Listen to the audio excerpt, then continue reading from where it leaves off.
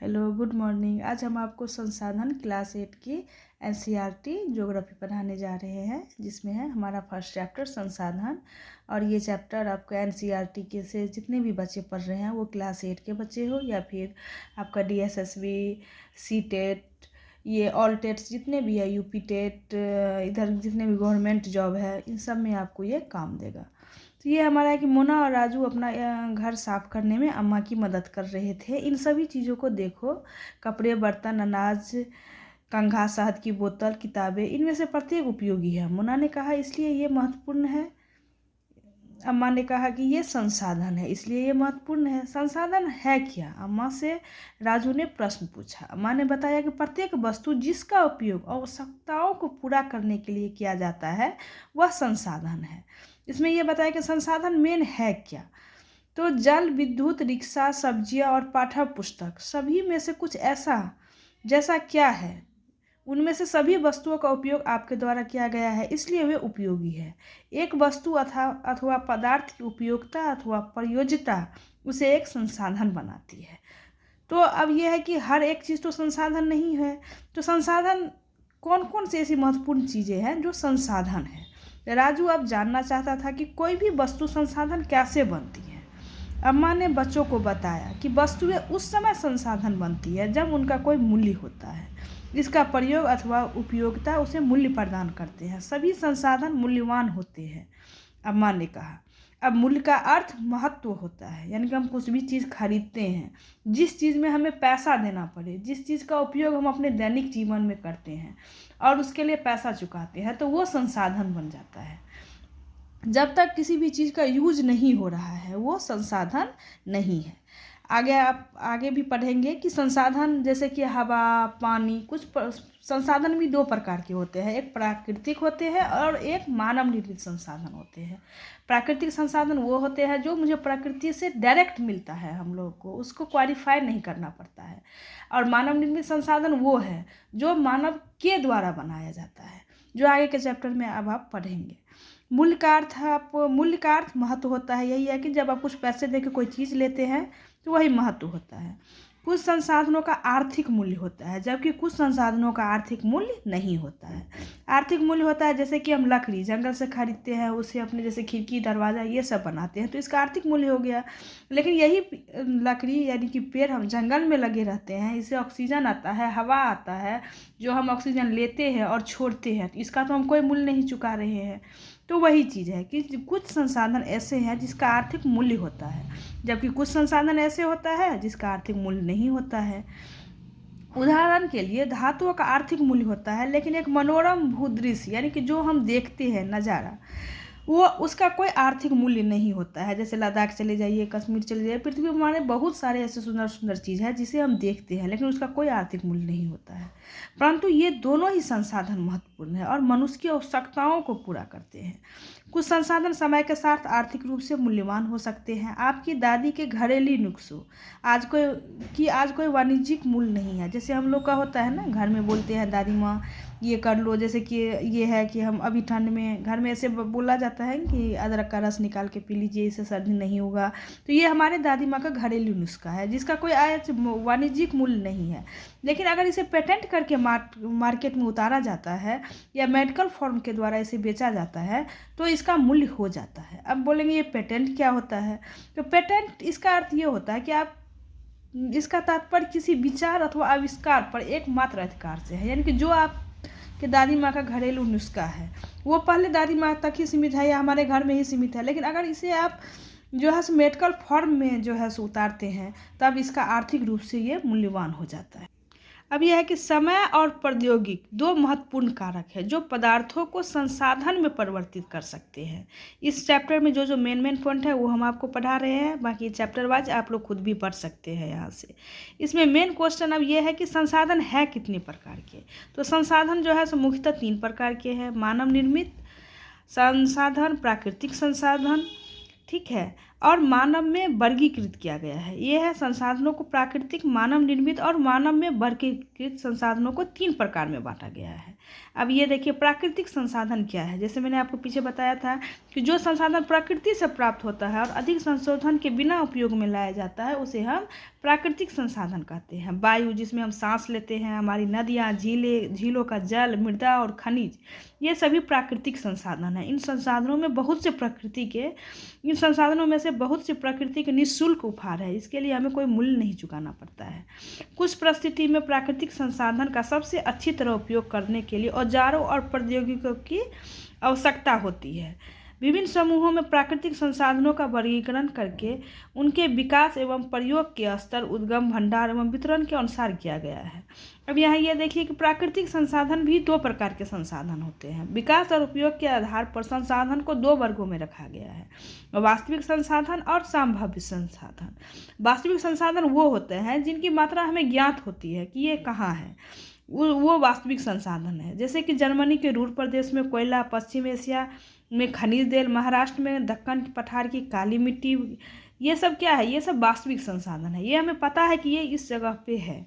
लेकिन संभाव्य संसाधन वे संसाधन होते हैं जिनकी संपूर्ण मात्रा हमें ज्ञात नहीं हो सकते हैं और इस समय इनका प्रयोग नहीं किया जा रहा है। इन संसाधनों का उपयोग भविष्य में किया जा सकता है। इस समय जो हमारे प्रौद्योगिकियों का स्तर है वह संभवतः इन संसाधनों का आसानी से प्रयोग करने के लिए पर्याप्त रूप से उन्नत नहीं है।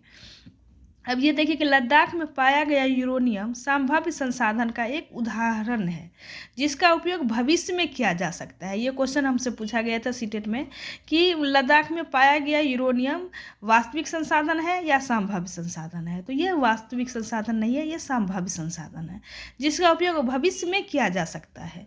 200 वर्ष पूर्व तीव्र गति वाली पवनें एक संभाव्य संसाधन थी, किंतु आज वे वास्तविक संसाधन है। जैसे कि नीदरलैंड के पवन फॉर्म में पवन चक्की के प्रयोग से ऊर्जा उत्पन्न की जाती है। इस प्रकार के पवन फॉर्म तमिलनाडु के नागरकोइल तथा गुजरात के तट पर देखे जा सकते हैं। ये भी क्वेश्चन सीटेट में आ सकता है कि पवन चक्की जो है सो इंडिया में कहाँ है, भारत में कहाँ है। तो ये पवन फॉर्म तमिलनाडु के नागरकोइल तथा गुजरात के तट पर देखे जा सकते हैं। अब यह एक उत्पत्ति के आधार पर संसाधनों को अजैव और जैव संसाधनों में बांटा जा सकता है। यहाँ से भी क्वेश्चन है कि उत्पत्ति के आधार पर संसाधनों को कितने भाग में बांटा गया है। तो अजैव और जैव 2 संसाधन में बांटा गया है। अजैव संसाधन निर्जीव होती है जबकि जैव संसाधन सजीव होती है। मृत, चट्टानें और खनिज अजैव संसाधन है, परंतु पौधे, जंतु जैव संसाधन है। प्राकृतिक संसाधनों को विस्तृत रूप से नवीनीकरण और अनवीनीकरण संसाधनों में विभाजित किया जा सकता है। अब ये देखिए कि प्राकृतिक संसाधनों को भी 2 भागों में विभाजित किया गया है, नवीनीकरण और अनवीनीकरण। नवीनीकरण संसाधन क्या है, तो वे संसाधन नवीनीकरण कहलाते हैं जो शीघ्रता से नवीनतम अतः पुनः पूरित हो जाते हैं। इनमें से कुछ असीमित है और उस पर मानवीय क्रियाओं का प्रभाव नहीं होता है, जैसे सौर और पवन ऊर्जा। लेकिन फिर भी कुछ नवीनीकरण संसाधन जैसे जल, मृदा और वन का लापरवाही से किया गया उपयोग उनके भंडार को प्रभावित कर सकता है। जल असीमित नवीनीकरणीय संसाधन प्रतीत होता है। फिर भी जल की कमी और प्राकृतिक जल स्रोतों का सूखना आज विश्व के लिए बहुत से भागों की बहुत बड़ी समस्या है। अब है अनवीनीकरणीय संसाधन, वे संसाधन जिनकी भंडार सीमित होती है। एक बार समाप्त होने के बाद इन्हें पूरे होने में हजारों वर्ष लग जाते हैं। तो ये अनवीनीकरण संसाधन है। अब है कि इस प्रकार के संसाधन अनवीनीकरण कहलाते हैं। कोयला, पेट्रोलियम तथा प्राकृतिक गैस इसके कुछ उदाहरण हैं।